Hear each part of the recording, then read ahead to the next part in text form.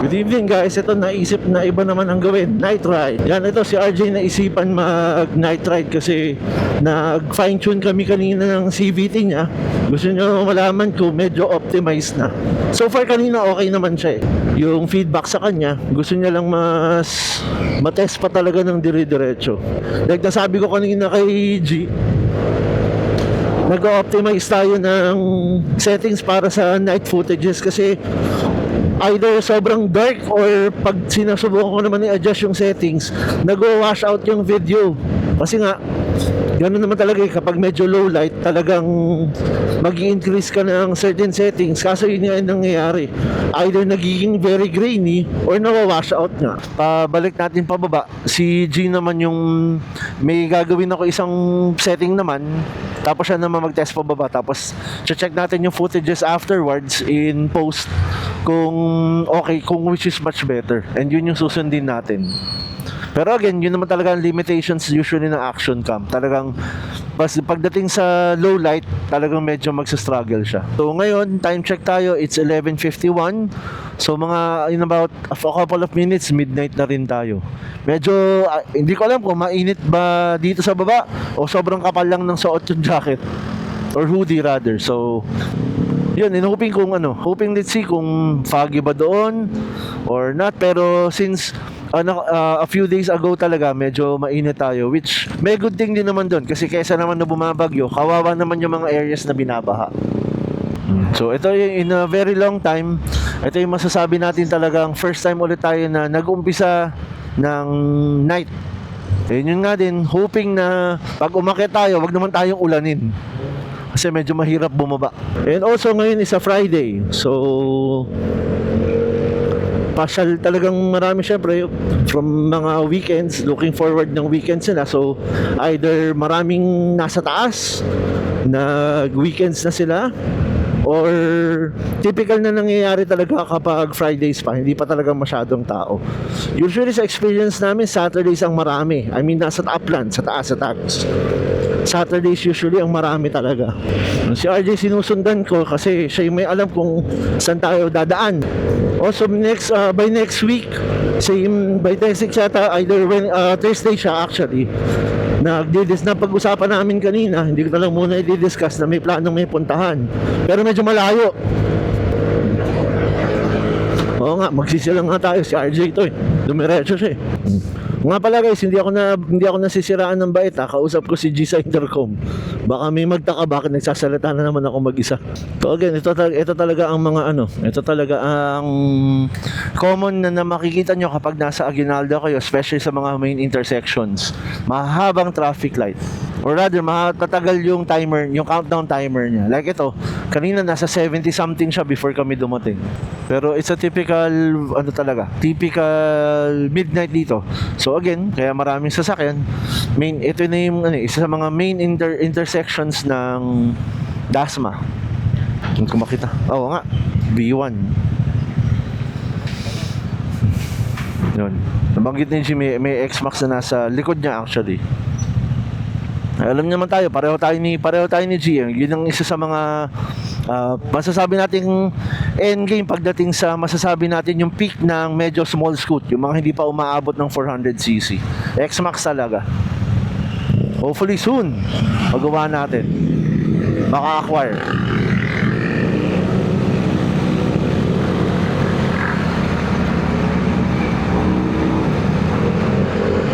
Yung pa isang reason ko ba't si G kasi nagde-decide din ng scoot niya. Sabi ko nga, kung makakaya namin pareho, might as well dumiretso na kami dun sa dulo ng gusto namin.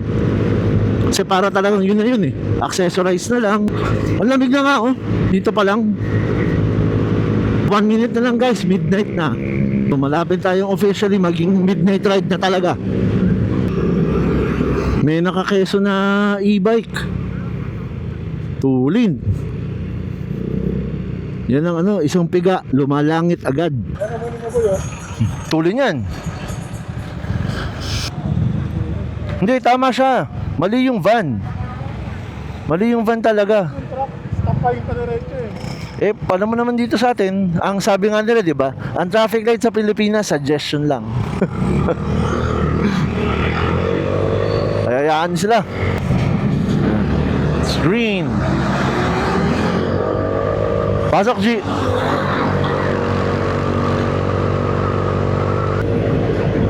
May construction pa ba dito? Tagal ko na rin hindi dumadaan eh.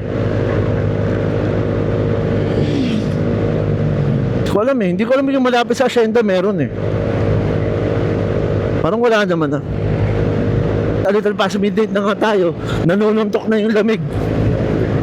Ayun guys, kalalampas na natin ng East-West Bypass Road. So, ito paglampas ng COL, there will dapat Hacienda na. Pag nakita natin si Jollibee and yung Shell, yun na yun.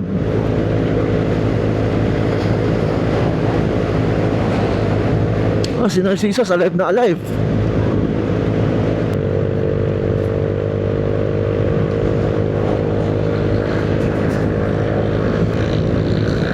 At saka yun guys, ito yung reminder dito. Good thing na, in a way, dumaan tayo ng Pasilang. Talagang kung papanik kayo ng gantong time of the or gantong hours, make sure nyo talagang mag-iingat kayo dahil very very fast tong kalsada na to. 4 lanes siya na at the moment ngayon walang guidelines. Hindi ko ina-expect na ganito kalamig dito ngayon dahil nga medyo sa atin sa baba, sa Dasma, talagang medyo summer vibes eh. Dahil silang highway pa rin tayo, not sure kung nasaan part tayo ng silang highway. Dahil again, talagang road na travel natin ito talagang ito. Kaya kung ano mang barangay tayo ng silang highway, yun na yun. Ang ganda ng paganda guys ng asfalto dito ngayon, no?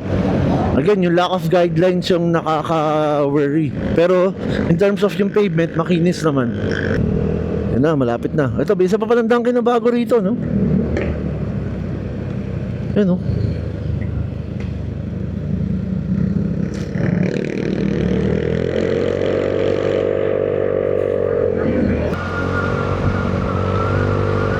I'd still prefer na nag-rotonda tayo kasi mas madaling mas madali visibility dun eh. Balay ako nga pala tumbok nito. Pero less is compound dito. Ko lang a little bit sa left or right. Either way dyan. Either or pala. Ayun guys, yung sinasabi ko, yung compound ni Leslie's.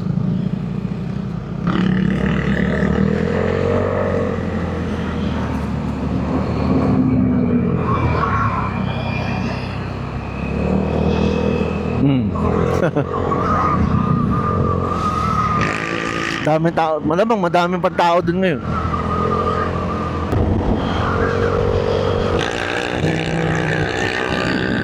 May mga resto pa rin bukas ah. Dami pa rin resto na bukas. Ayun, ito liwanag kasi wala pang or nagbabas na sila. For those gustong malaman guys, kung gusto nyo pumunta ng Mahogany Market at Magbulado, dito yon. Pupunta kayo sa likod nitong Hall of Justice. Nandun ang Mahogany Market. Kasi baka may mga naliligaw expecting na along sa main road siya, wala siya doon. Bababa kayo dun sa roadway na yon and wala namang ligaw kasi one way yung paikot lang siya. So yung Casa Selena. Ayun si Sala. And we're here guys. Malano lang pala. Nasa along lang din siya sa Mahogany area. So from Mahogany Road, may liliko lang kayo dito sa may yung first right paglampas ng Hall of Justice. Ito guys, ito daw ang Sala Cafe or Kape at Kwentuhan ang tawag sa kanya.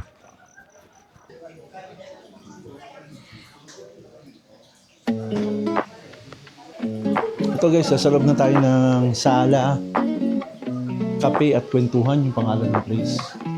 Okay naman. Open daw sila until 3 a.m. So, ito yung itsura ng back area. Somewhere din sa part 9 is yun yung isa nag-o-order. So, ito yung space ako nasa kami. Kakaiba pa nga eh. Tapos may kompleto yung may malalaking spiders. Kasi malalaki siya.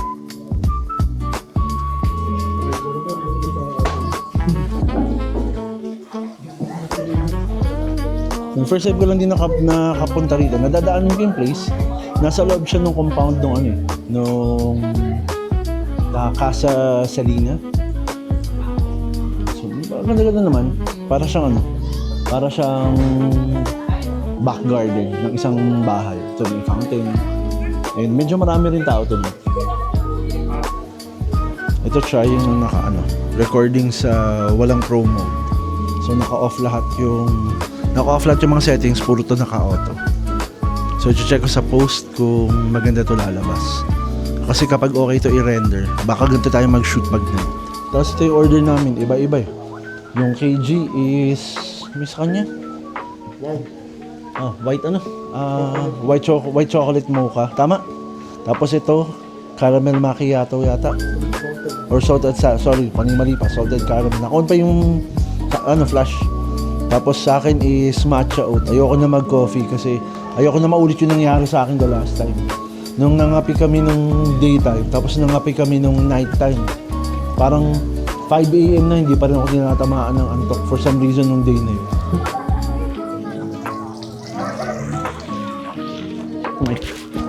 Wala to guys, ito na. Uwian na. So it's about 2 AM na rin naman kasi. So far okay naman yung place.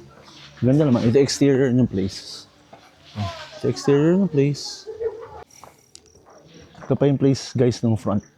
Ayan. Front part niya. So yun, open siya until 3 AM. So yun, ito na naman talaga yung ginawa namin. Makakita lang ng ibang spot na medyo kakaiba at open ng hanggang gantong oras. Kasi hindi naman talaga maraming places ang available na hanggang gantong time open. So yun lang, ganito lang. Peace. Buti na lang may rin, no? May cat eye. 11,000 daw isa niyan.